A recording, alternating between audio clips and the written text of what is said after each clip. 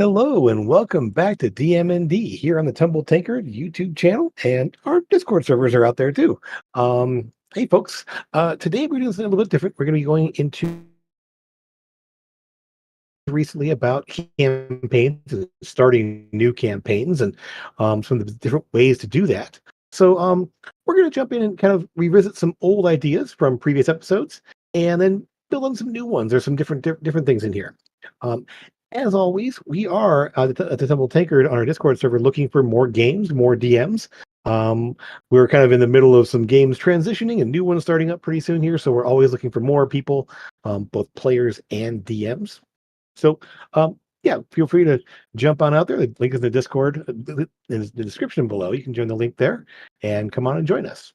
But today, talking about campaigns, and we'll see if we have folks here. If you're in the chat or now moving in here, go ahead and throw out comments or questions. This is meant to be an interactive thing for those of you who are listening and watching. And if you're watching in the future, feel free to put some comments on the video and put your suggestions or anything else to kind of help with the content we have here today. But campaigns. Now, campaigns we actually we first did in episode 2 of DM&D. So you go back to the playlist there, you'll see a very exhaustive guide on creating and setting up campaigns. About campaigns and world building. Talked about different types of campaigns and the different styles of running campaigns and everything else. From open world to more standard campaigns um, to the troop style games, West Marches games. It's all in that first video there. Talked about the creation of our campaign in terms of like the types of campaigns and the style you want to explore with your players and sort of establishing that through your session zero.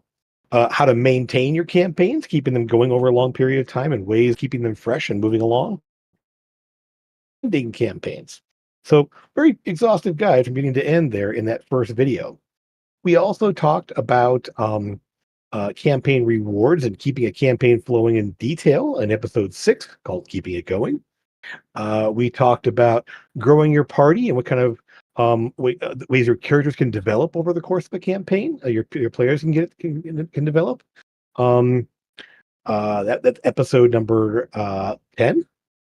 Episode number 13, we talked about what to do on a campaign hiatus and how to come back from a break in a campaign and break in time over there.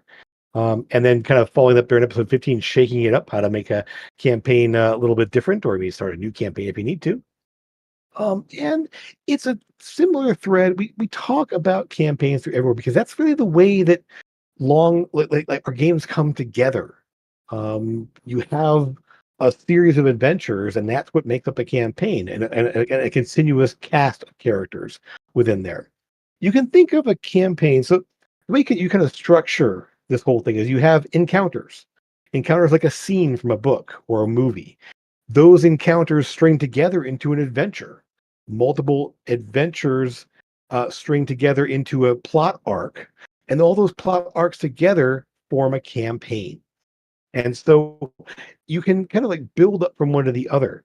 But there's a lot of intimidation about starting a campaign. How do I start it?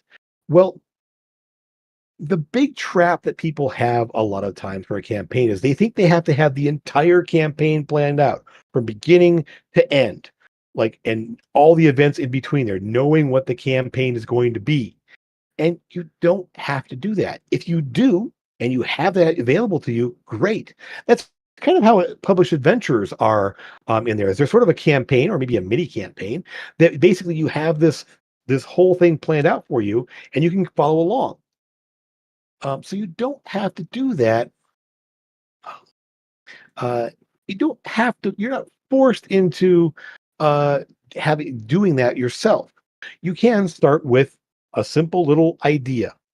Maybe you have ideas for a session or two, a couple of maybe a small adventure. Think of it like this. I'm going to kind of illustrate that. We have here a series of 4 classic modules in D&D. This is the overall slave against the slave lords is what this is. And so basically you have a 4-part mini campaign or a plot or an arc, if you want to think of this in the middle of a campaign. But you have in this first one here an adventure, kind of beginning to end, and this goes through all the different encounters you're going to have along the way. So each of these little like sections here is a potential encounter. And it has the details about that. So think about that is when you're planning your sessions here, I'm going to have this encounter. Maybe I'll jump to this encounter depending on where they go in the session here. But I have all these encounter ideas laid out. And you don't have to have this all. I'm not saying you have to have all of this done even either. I'm just saying this is sort of what you're looking at here is a set of encounters. And there's a starting point and what this adventure has as an ending point. And you may find that you don't have the ending. You have an idea of how that adventure is going to start, and you want to see where the players go from there. That's totally fine. I will say this. And I know I'm a little bit laggy here off and on, so I'll try to watch my thing here and pause occasionally if that's going to be a problem. Okay. One moment, let that stabilize. Okay.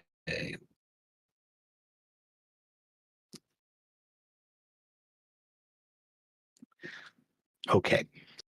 So think of it this way. I know where I'm starting. The players are going to meet up and do have an initial adventure.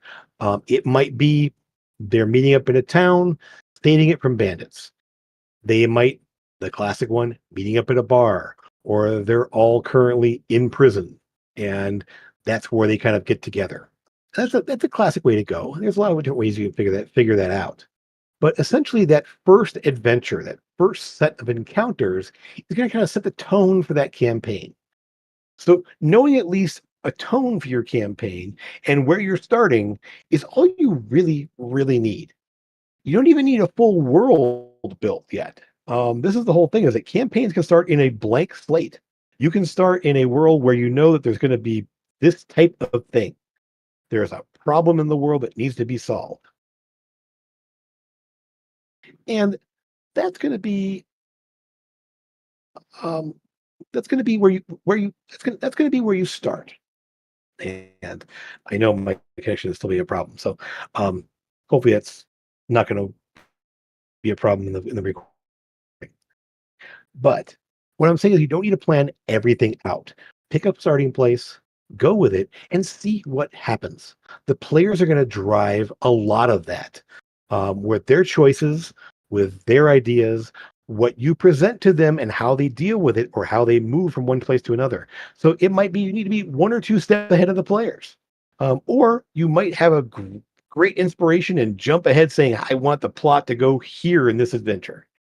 So the fun thing about that is it can also drive your world building. Again, you don't need to have an entire crazy thought out, build out world from top to bottom. As long as you know where they're starting and what's coming up for them. Use the players and what they do to drive your world building. So the players say, "Hey, I'm from my character grew up in a nation that's ruled by evil necromancers." Well, now you know at some point you might have a nation of evil necromancers out there to deal with.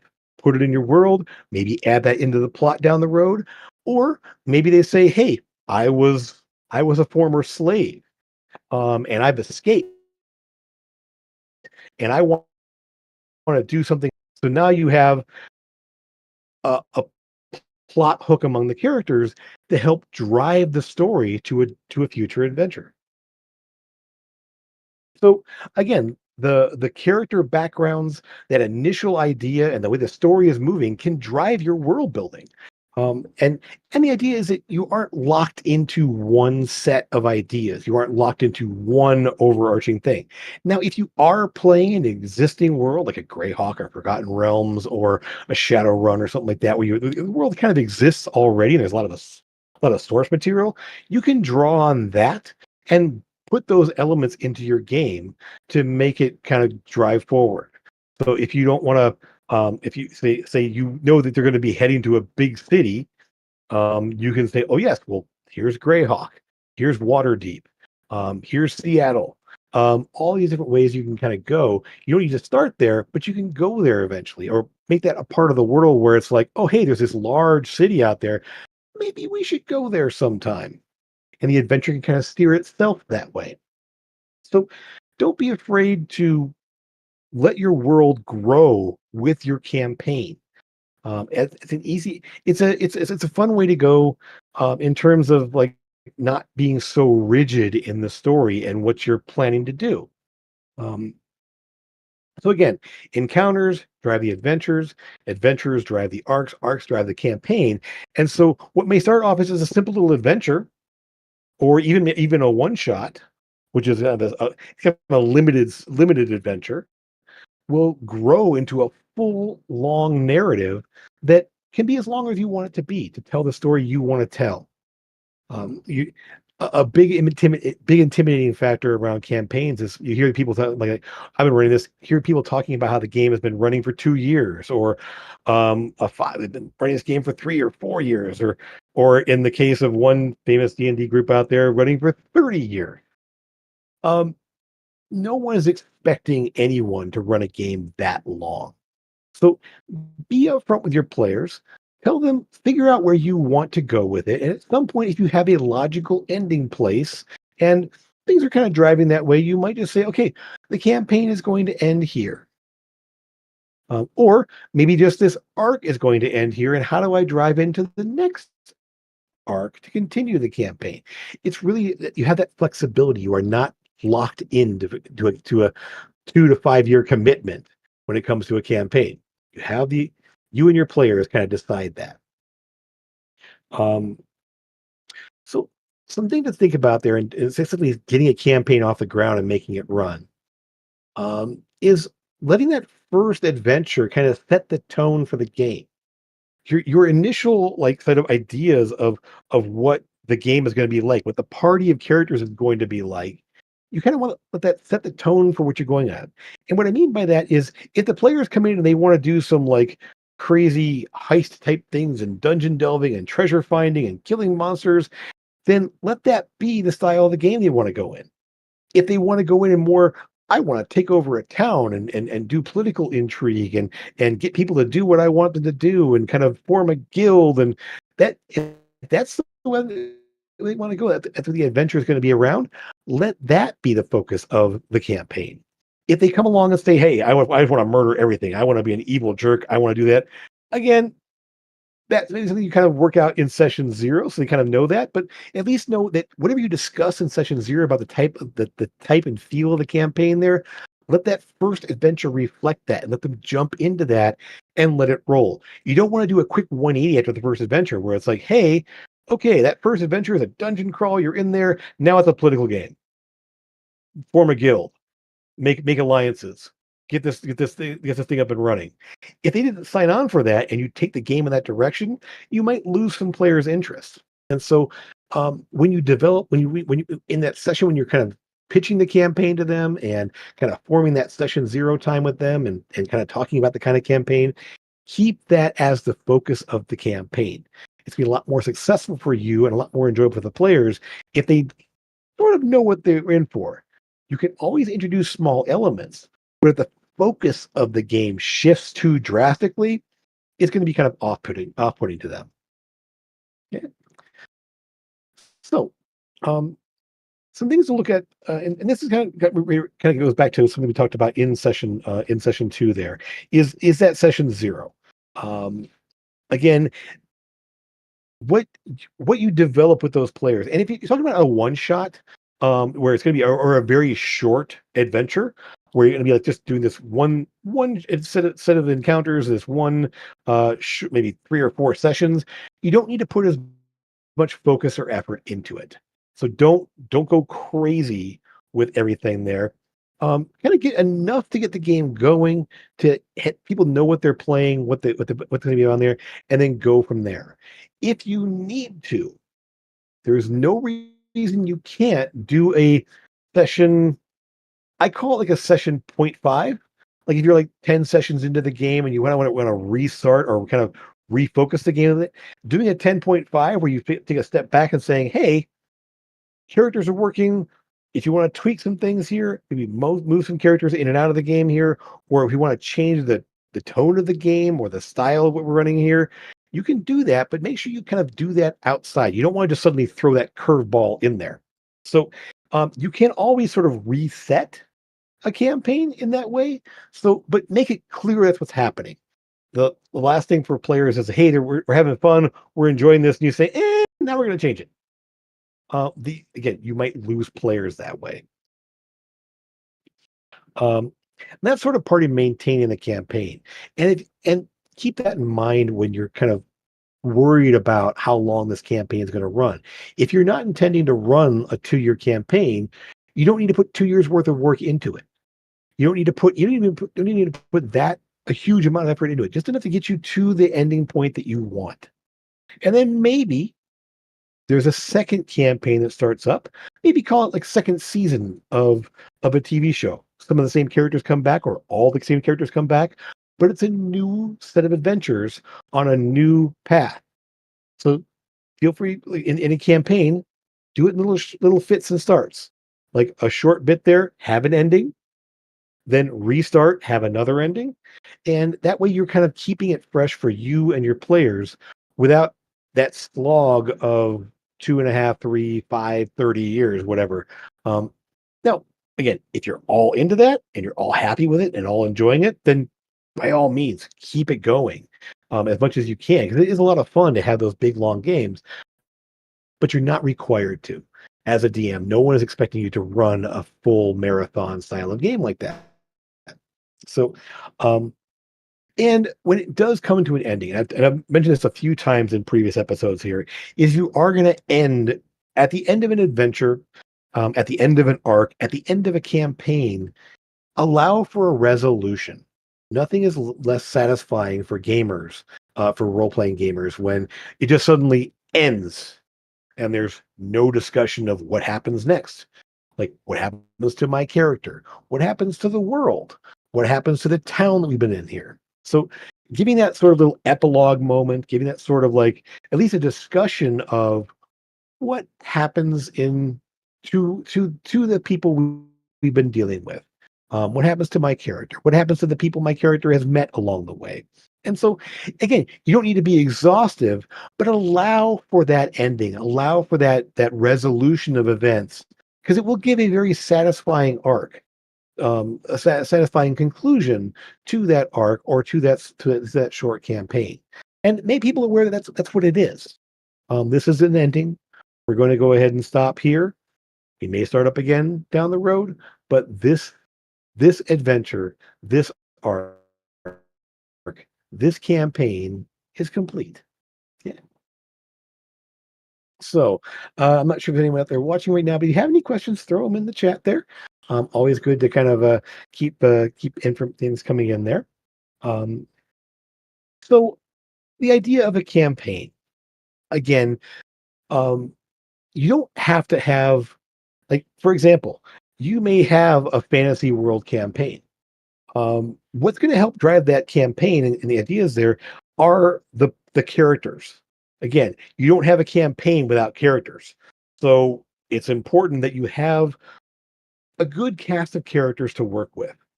And so that may be a little bit of where you feed them some information or allow them to develop their information. I mentioned before the person saying, "Hey, in their background, they grew up in a country full of it was run by evil necromancers." That's a big part of their that's a pretty big important part of their background here. So that may be something that, well, is anyone else in the party related to that? Does anyone else have that? And if there's a common theme among your players, that can be a focus of your campaign. So knowing that you have that to work with can really help foster ideas of where to go from there. Um, some can, I'll say this way: Shadowrun has sort of that built in.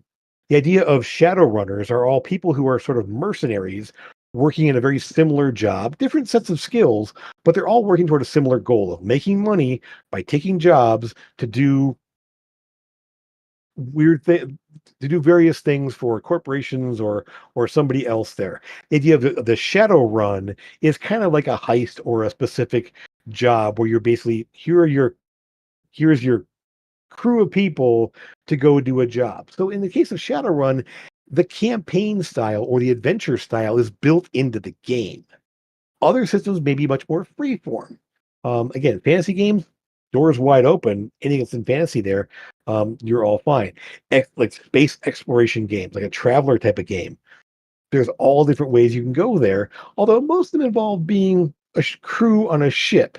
Um, uh, um, So it's interesting to see where that goes. So yeah, so the idea of your campaign uh having that built into it, it basically it can be part of the system you're running in, or from the the characters you're seeing there. Yes, weird things. It's a very technical term, but good to see you there. Um the longest running game I've ever DM'd for. Well, I can tell you it's this one right here. It's Avra, which is over 2.5 years at this point. There will probably run very close to three. Um, but games I've played in a 3-year campaign before. I think my college game I played. Um, we played a Champions game that kind of went off and on that lasted a good 3 years, but 3 or 4 years maybe. But it wasn't like we played every single week. We took breaks here and there and kind of moved in and out of so we did like again, so like an adventure arc, set of missions there with our superhero characters, and then took a break for a bit, then had another adventure, and took another break for a bit there. So it was kind of off on and off again for about 4 years or so. And then we had a fun time at a convention one time, kind of reuniting our characters and having one last big adventure together, which is a lot of fun. Yeah. So the longest I've run for specifically has been is definitely Avarice. I had a college game in college. I ran probably for about a year and a half. And I did a Dragon Age game that lasted about close. It lasted close to a year. Um, so um, So yeah, it's again, it kind of just like what kind of how long of a story you want to tell, how many ideas you have, and where you want to go for it, where you want to go with it. Um, but I will say, what made me want to jump into this again was a lot of questions about people being intimidated by a campaign, and that's reasonable. It's totally understandable. It's a lot to think of, but I want you to think of it this way: is you're not writing a campaign is a little bit like a novel, and it can be like a short novel or novella or whatever else that. It doesn't need to be like a Brandon Sanderson 1,200, 2,000 page novel. What I mean is it's like a novel that it has sort of a beginning, middle, and end, like a full story. But unlike a novel that you're having to publish or anything else like that, is you're not playing the game with a finished novel. You are starting the novel, maybe having some ideas of where things are going there, but the characters, the people in the game are the ones helping you write the novel. So at no point are you going to basically say, oh, this is the adventure, this is the campaign, beginning to end. Because invariably, those characters are going to do things you didn't think about. They're going to take little diversions and turns, and it's sort of like we mentioned before here. It's sort of like herding cats sometimes, of keeping them going in a direction there and kind of reining in those ones that are wandering off and playing with this here. So it's again focus more on the journey along the way, the fun you're having along the way, and then worry mostly about where is this set of adventures going? Where is this arc going? And then having an idea of what's coming is a really good thing to do, but you don't need to write it all out and have it planned out like word for word. Okay. So, from our good friend here, uh, um, as a newish player that still doesn't understand many of the classes, I would really like to see what kind of campaign that has a pre-built characters in it, like rotation, where occasionally playing a fresh character. You know what? That actually is it reminds me of a very much of a troop style game. We go back to our main character, something like that in existence here.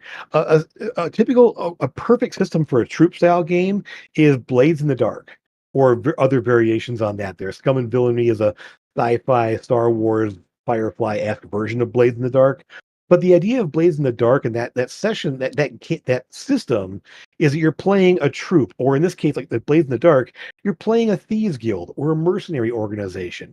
And while you may start off with like, this is my character, you might say, okay, this is another member of the thieves guild. I'm going to play that person for a bit.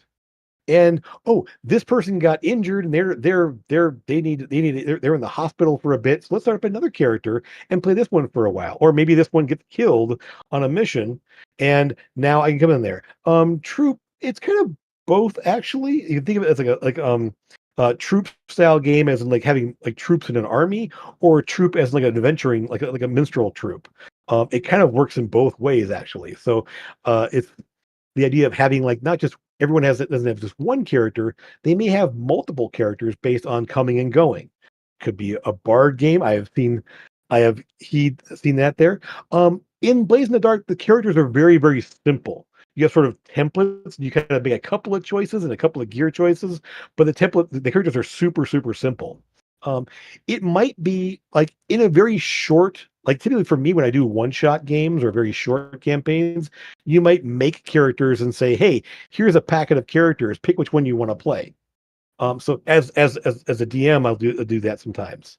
Um, so, um, so really, it depends on the system you're running in, or if you're playing with a DM saying, "Hey, I don't want to play. I want to be locked into this character for my entire time. Is it okay if I switch?" And most DMs are going to be okay with that if there's a good reason why a character would come or go. So it's just a matter of kind of working that into the style of the game. Some campaigns are a little bit less forgiving for that, but I mean, as a DM for me, I mean, I've had a number of players come and go, a number of characters come and go. So really, it does come down to like, yeah, we're going to have a character change coming up here, maybe a couple. Um, we had a character retire, and that player come back after a little while playing a new character.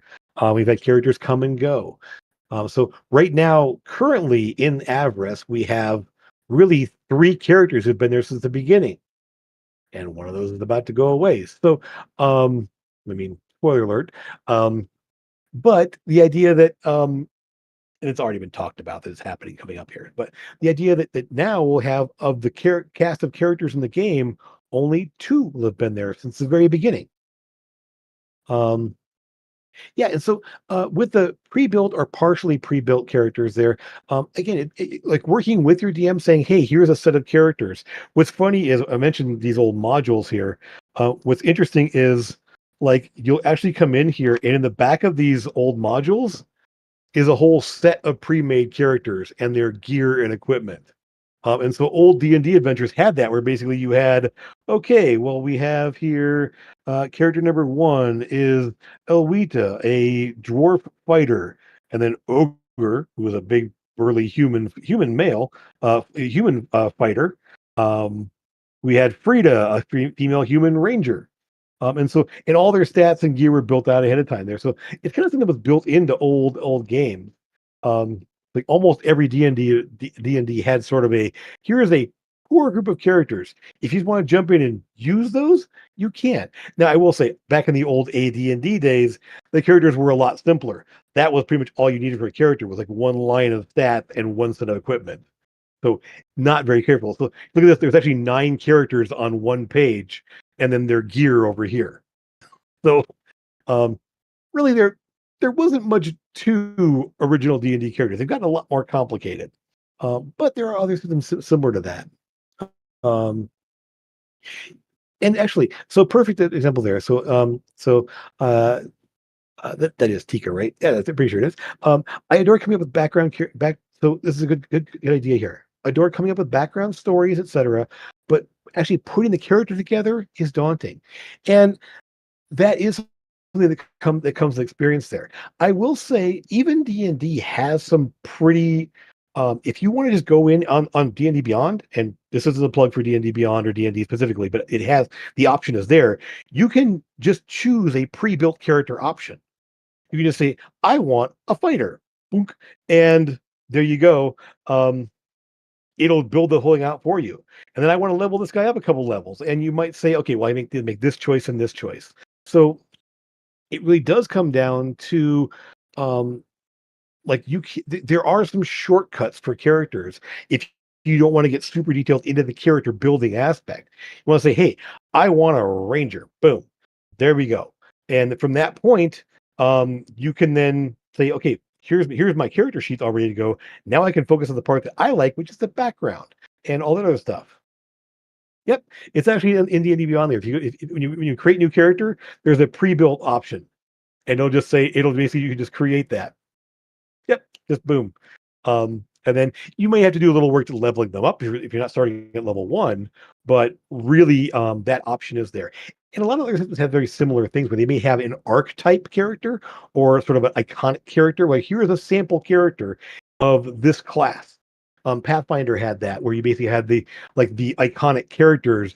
If you got there was a book for that, like a character folio book where it had them all built out for you. So you just wanted to play the wizard character. Here you go. And then if you wanted to pick a different picture or change the background a little bit, the character itself was very was the core character was built, but you can change some of the details around them. For example, I mean, even in like I mentioned Shadowrun here, Shadowrun has some iconic character examples. You just pull like my first one I played was basically just the street mage. I just took it out of the book and played it. And then I eventually put a lot more effort and detail into it. But my first game session I played Shadowrun, I literally just grabbed that character sheet and went. Um, a lot of systems will have those core characters, those sample characters built for you. So feel free to grab one of those as a starting point, at least, and you don't have to worry about all the details. And then as you get into the game and get into the system, and once you've played it for a little while and you want to try your hand at that, using the tools to build a more customized character. And it may be that at some point you get the opportunity to swap that out in your game, say, hey, I want to switch over to this guy here. And again, most DMs are going to be very accommodating for that. Or, you know, it might happen an emergency situation. Um, is You might end up having a situation where you have to bring in a second character. Um, yeah, a street mage does sound like a gang of street mages there. Literally, yeah, it's kind of Shadowrun. You can have like gang based characters, but you can also Shadowruns are kind of one level up from street gang. Um, so yeah, changing spells in the back alley there, kind of finding those talisman. One of the cons for a street mage in Shadowrun is a talismonger who's literally selling you talismans and finishes for your spells to make yourself more powerful. Um, so yeah, there is literally that aspect in the game there of like, yes, you have your backstreet vendor who's filling out potions and talismans to make you to help you cast spells. So um, and that's one thing is that for those making a campaign, even if you don't want to run, let's say you don't want to run in D&D, but you don't want to run a thing there, you can take ideas and concepts from other games and other systems where you can pick and choose what feels best for your campaign. And then letting players know what that's like in your opening sessions and you kind of your character building and saying, hey, yeah, there's this guy on the street corner selling little metal devices that light up and act like little doodads you can thing like little magical devices that are powered by some weird crystals or something. And so you have some like a technological device with a fantasy skin to it. And that means something you kind of work into those first couple sessions of here's what the world is like. And you can introduce those elements right off the bat to help with your campaign. But it's also good to talk about that in your session zero and sort of like you're talking about the world that you're playing in. But it might be that, hey, you wouldn't plan for it initially, but now you can sort of introduce those things gradually as the game goes on. So, some fun ways to dress things up and change things up as you go along. Okay. Any other questions we have out there?